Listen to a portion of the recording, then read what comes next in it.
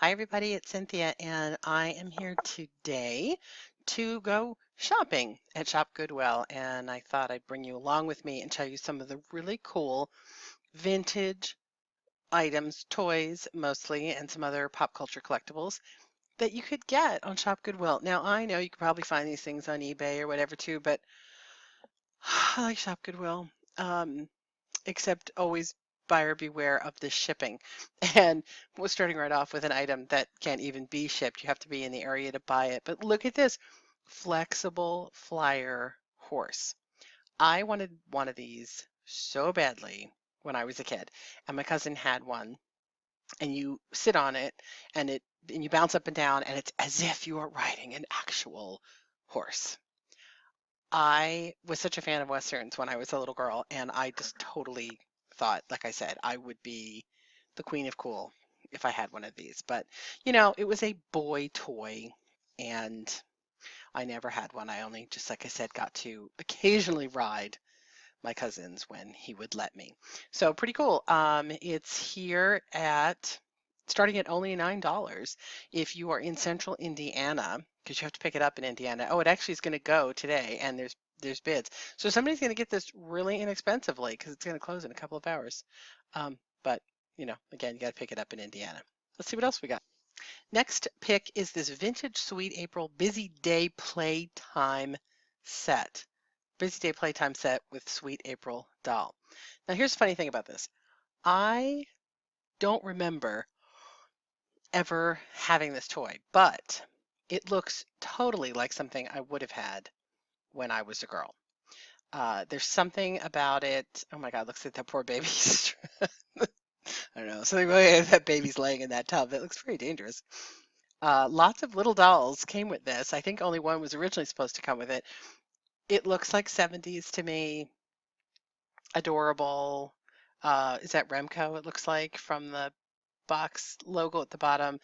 Like I said, it's weird. I don't remember this toy, but I feel like I had, if I didn't have it, I had something really similar. So it still makes me go, ooh, with nostalgia. This one is a great lunchbox find. This is from the TV show Julia, which was so groundbreaking. It's from 1969. Diane Carroll played Julia, who was a nurse and a single mom. So she was a working single mother, African American woman. She was just about every minority you could have on television in 1969.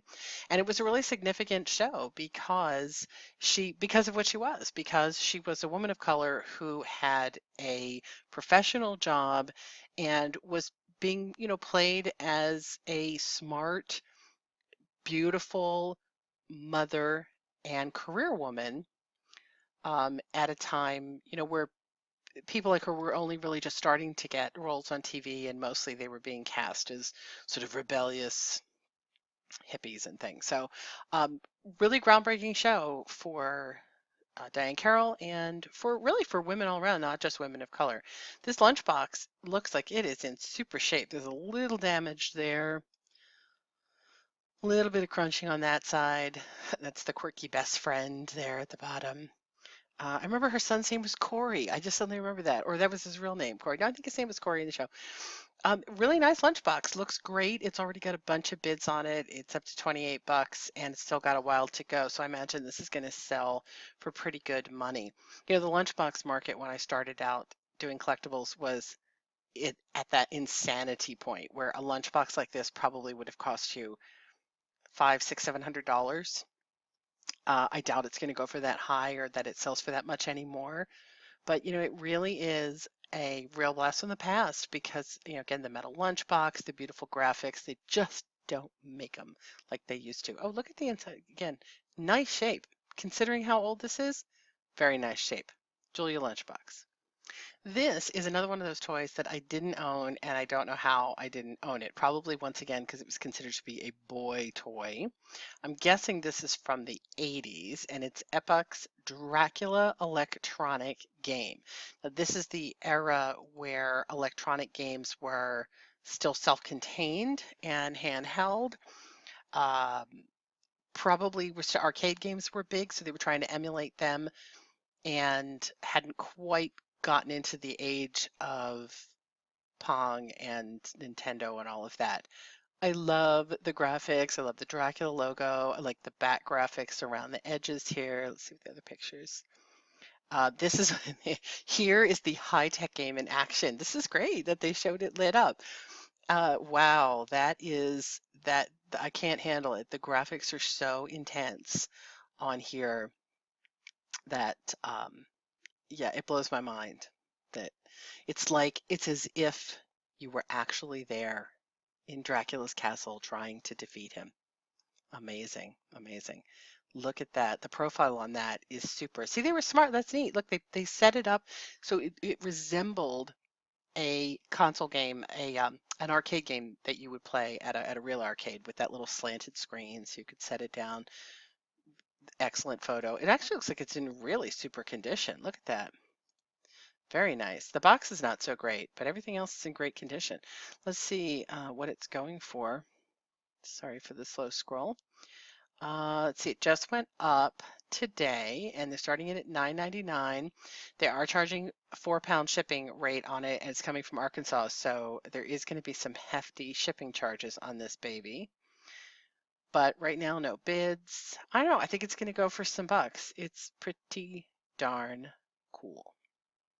Next we have, I would call a faux retro item because the item itself, the artwork itself is, I'm sure, fairly new, but it is a pin collecting art from Disneyland, from Tomorrowland in Disneyland. I probably didn't explain that really well. Let's take a closer look. So Tomorrowland pin at the bottom, atomic age pin, really nice. Look at that, 1955 Disneyland. That's the commemorative pin for when it started. Wow, I love that pin. So these are actual metal Disney trading pins that are down the side. That's that's the artwork. Let's see. Here we go. Commemorative pin set. Do I see a date?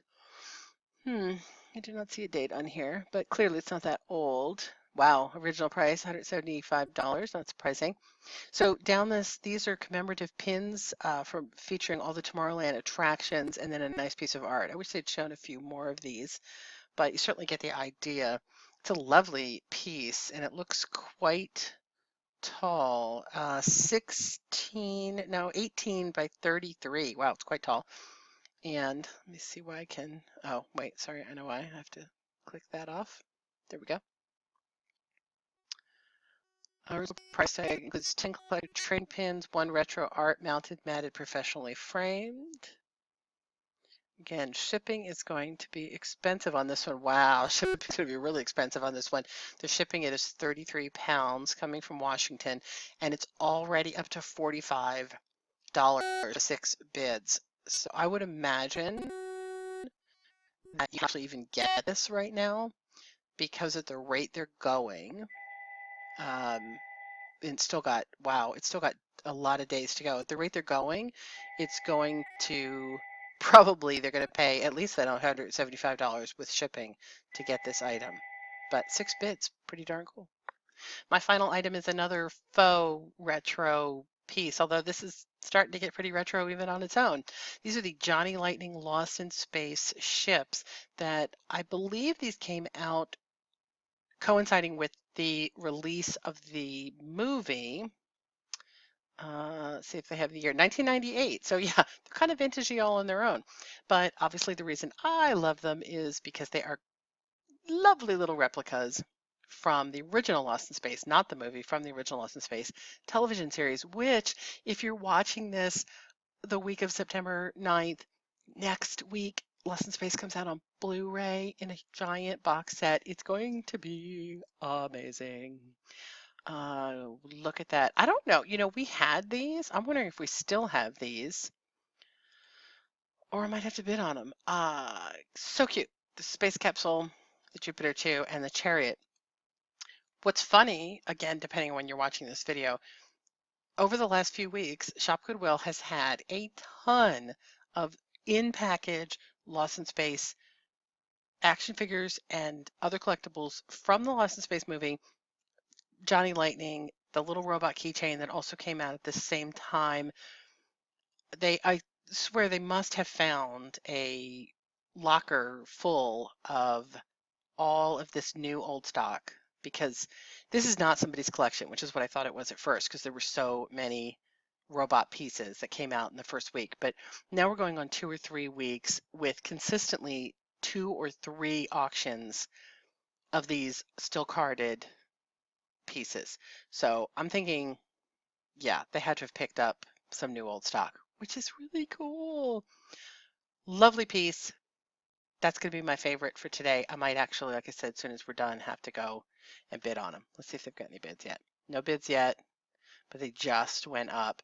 $4.99, only 1 pound shipping coming from San Jose, California. So for me, that's a short hop. So I could actually get them pretty good. Also watch for this if you're thinking about bidding on Shop Goodwill. A lot of the auctions also have this handling fee.